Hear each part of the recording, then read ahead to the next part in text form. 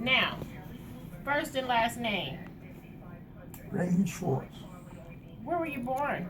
New York City.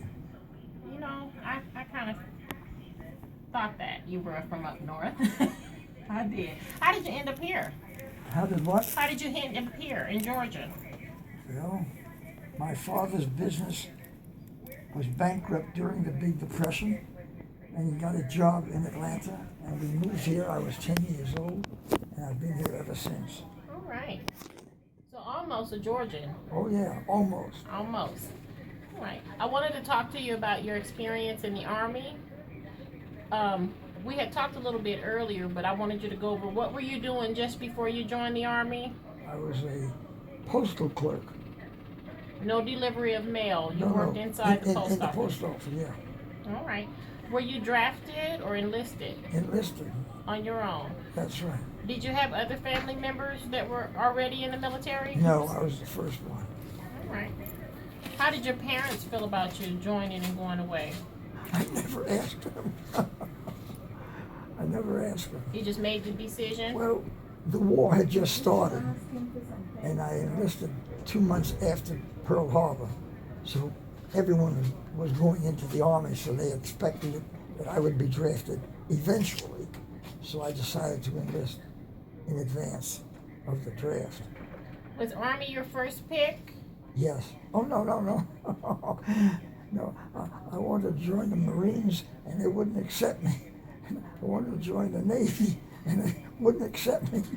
The Army said I was underweight, but they couldn't care less. They'd feed me and build me up, so they took me. So you were small. Yes.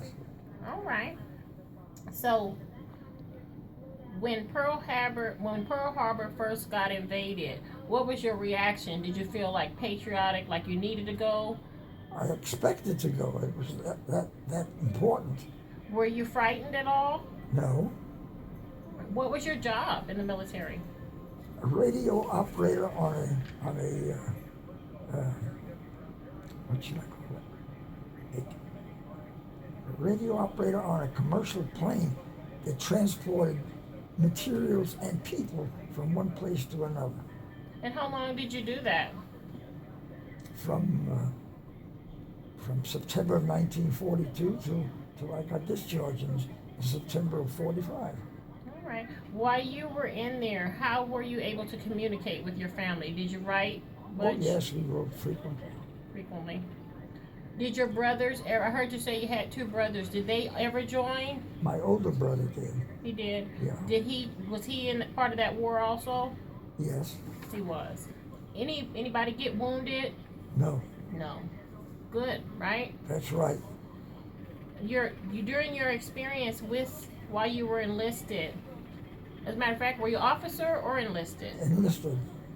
It's the only way to be, right? That's right. If you could tell me one memorable moment, good or bad, I want you to tell me that story while you were during the war. That story? Good or bad? Good or bad, your best recollection, your best story. If you had the opportunity to tell a story, good or bad, what would be the story you would tell? Well, I might say that I participated in the invasion of Normandy in 1944, and our our entire mission was to drop paratroopers in France, which we did, and we returned to base. It was a midnight drop, and we were fortunately that we managed to get back okay. Nobody was hurt, so that was very memorable. Were you frightened? No, I wasn't frightened at all. I just figured that we were going to fly over there and drop the paratroopers and come back, and we did. It's funny that way. When you're younger, you can be put in a situation that can be really dangerous, but you're not feeling that way at all. That's correct? true. Yes, that's true. Yes. Been there a time or two myself, and I look back and think, wow. Would you trade it for anything in the world? That's good. Would you trade it for anything in the world? Your time in the military? No, I wouldn't. So how do you feel about the VA? VA is marvelous. It's a wonderful institution. I'm very impressed with it. I'm quite satisfied with everything they do here for me. So I can't think of more to say about it. All right. If there was any improvements that they could make, can you think of any at hand? No, I think they're doing an admirable job, and so I'm impressed with it. I'm glad to hear that. Now, how about that bugle song? Pretend you're waking me in the morning. You want to hear me? I do. Let it rip. Oh, how I hate to get up in the morning. Oh, how I love to remain in bed. For the hardest blow of all is to hear the bugler call. You gotta get up, you gotta get up, you gotta get up this morning. Someday I'm going to murder the bugle. Someday they're going to find him dead.